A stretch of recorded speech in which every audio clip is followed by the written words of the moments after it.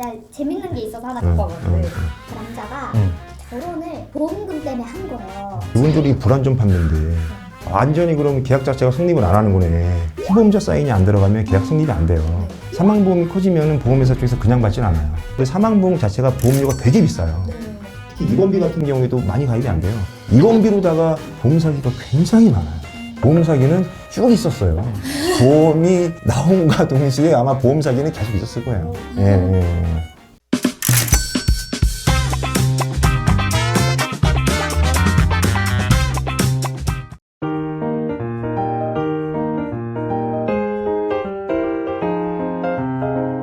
안녕하세요. 스마트한 보험의 박종태 지점장입니다. 용감한 형사들 아세요?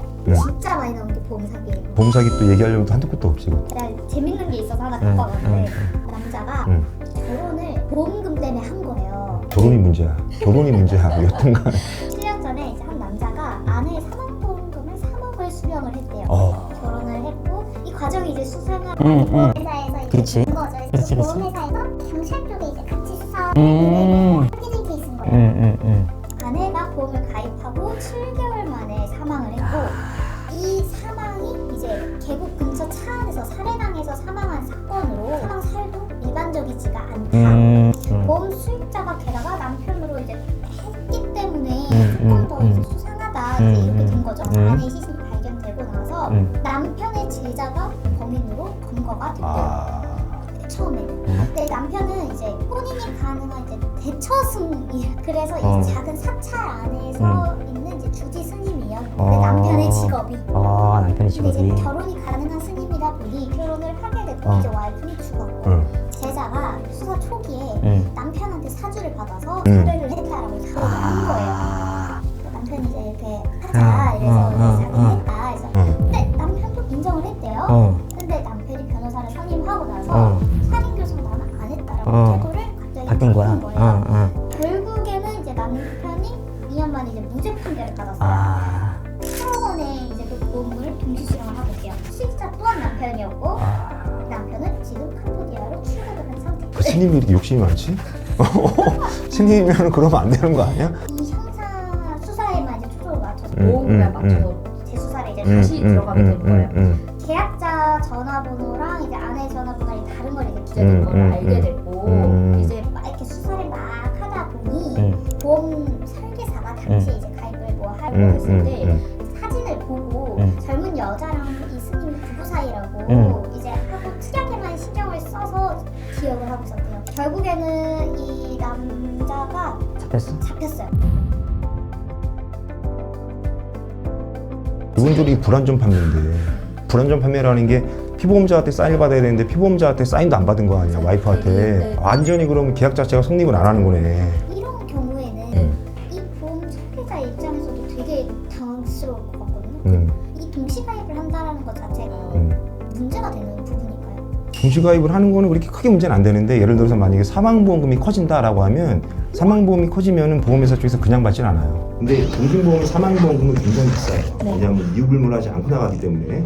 근데 예를 들어서 만약에 손해보험에 질병 사망이나 상해 사망을 가입을 했다라고 하면 상해 사망은 되게 저렴하거든요. 1억, 2억, 3억, 4억, 5억 들어가는 거 보험료가 별로 많이 안 비싸요. 근데 그렇다라고 그러면은 그건 이제 상해로다가 사망을 해야 되니까 조건이 맞아야 되는 거잖아. 상해 사망 같은 경우에도 들어가는 거에 대해서는 굉장히 뭐 제한은 없기 때문에 특약 부분만 제대로 설계를 한다라고 그러면 가입하는 거는 크게 문제 안 돼요. 근데 실질적으로 이게 보험 가입자 네 가지가 있잖아요. 계약자, 피보험자, 그 다음에 수익자가 있는데 계약자가 보통 돈을 내죠. 계약자가 그 주지스님이고 피보험자가 와이프고 수익자가 주지스님이에요. 근데 이제 기본적으로 피보험자의 동의는 무조건 들어가야 돼요. 거기에 보면은 계약자 사인도 들어가지만 피보험자 사인이 안 들어가면 계약 성립이 안 돼요. 1차적으로 이제 확인을 좀 해야 되는 게 이제 담당자이기 때문에. 근데 예를 들어서 만약에 피보험자 사인이 들어가서 피보험자가 계약을 한 것처럼 보였다라고 그러면 누군가는 그린 거고 담당자가 만약에 그 내용을 알고 있잖아요. 그럼 담당자한테도 피해가 가요. 보험 같은 경우가 어쨌든 그 직업도 우리가 등록할 때 뭐 다 있죠. 예, 다 들어가죠. 하는 그런 것도 스님은 보통 물욕이 없는 사람 아니야. 물욕이 없기 때문에 보험을 가입을 안 하겠죠. 일반적으로. 보통 생명보험에서 사망보험이 들어가면 그 사망보험 자체가 보험료가 되게 비싸요. 그거를 납입할 수 있는 능력이 되느냐? 그 다음에 이 사람의 의도가 뭐냐라는 거 1차적으로 언더라이팅을 합니다. PD님한테 사망보험금을 받아도 너무 과하게 들어간다라고 그러면 회사에서 이분이 뭐 하는 사람이고 소득이 얼마가 되는지 확인을 하고 근데 젊은 사람들이 이렇게 많이 들어가? 뭐 이제 그런 것들을 1차적으로 확인을 해요. 근데 만약에 가입이 됐다라 그러면 생명보험이 그러면은 그냥 종신보험이 아니고 상해 사망으로 가입을 한 것 같아요. 상해 사망으로 가입을 해서 타살로다가 이렇게 사망을 한 것도 그것도 상해로다가 사망을 한 거니까 이제 그렇게 해서 들어가지 않았을까 싶은데요. 자살은 또 안 된다. 자산은 안 되죠. 생명보험의 사망보험금은 그 부분도 포함을 한다라고 그때 공부를 했어요. 네, 유일하게 되는 게 종신보험. 타살로 인해서 된 경우는 또 괜찮아요. 일반적으로 종신보험의 사망보험금은 다 포함돼요. 타살이든 뭐든 다 되는데 손해보험의 상해 사망 같은 경우에는 보험이라고 하면 급작스러운 게 우연하게 일어나야 이제 해당이 되는 부분들이 있거든요. 만약에 그렇게 따진다라 그러면 계획살인이면 그거는 이제 급작스러운 게 아니니까.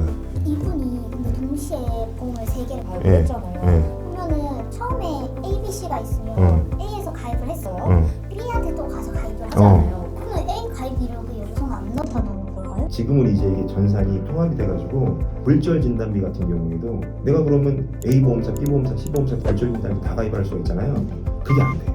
전사를 통틀어서 얼마 이상까지 가입이 안 되는 게 있으면 A에 가입을 하고 B에 가입을 했는데 C에 가입을 하려고 한다. 네. 그러면은 제한이 걸려요. 그래서 사망보험 같은 경우에 너무 많이 가입을 하게 되면 이분 사망보험이 너무 많은데 그런 식으로 제한이 나올 수 있어요. 요즘 같은 경우에는 이게 시스템이 통합이 돼서 너무 한쪽으로 치우쳐서 많이 가입을 하고 싶어도 가입이 안 됩니다. 특히 입원비 같은 경우에도 많이 가입이 안 돼요. 입원비로다가 보험 사기가 굉장히 많아요. 입원비 굉장히 많이 들어놓고 그냥 조금 아파서 계속 입원하는 거야. 예전에 내가 교육받을 때 본 거는 하루에 50만 원 정도 나오게끔도 설계가 돼 있는 분이 있어요. 그러면 그분은 누우면 돈인 거야. 다른 사람 일당보다 많지 않아요? 50만 원이면 30일이면 얼마야? 그런 것들은 이제 이렇게 막아놓지. 다른 보험사에 가입이 돼 있는 게 내용이 나오면서 이분은 한도가 찼기 때문에 가입이 안 된다라는 건 그런 게 나오죠. 근데 이제 그게 몇 년 안쪽까지만 되고 과거에 이제 이렇게 드러났던 거는 또 변산에 안 남기 때문에 또 이렇게 가입할 수 있는 여지도 좀 있긴 해요. 옛날에 가입한 거 같은 경우에는. 보험 사기는 쭉 있었어요. 보험이 나온과 동시에 아마 보험 사기는 계속 있었을 거예요. 예.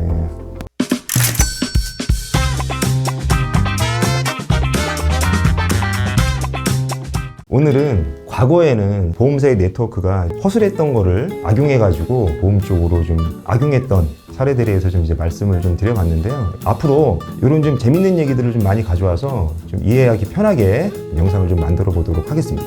스마트한 보험의 박종태 전장이었습니다. 감사합니다.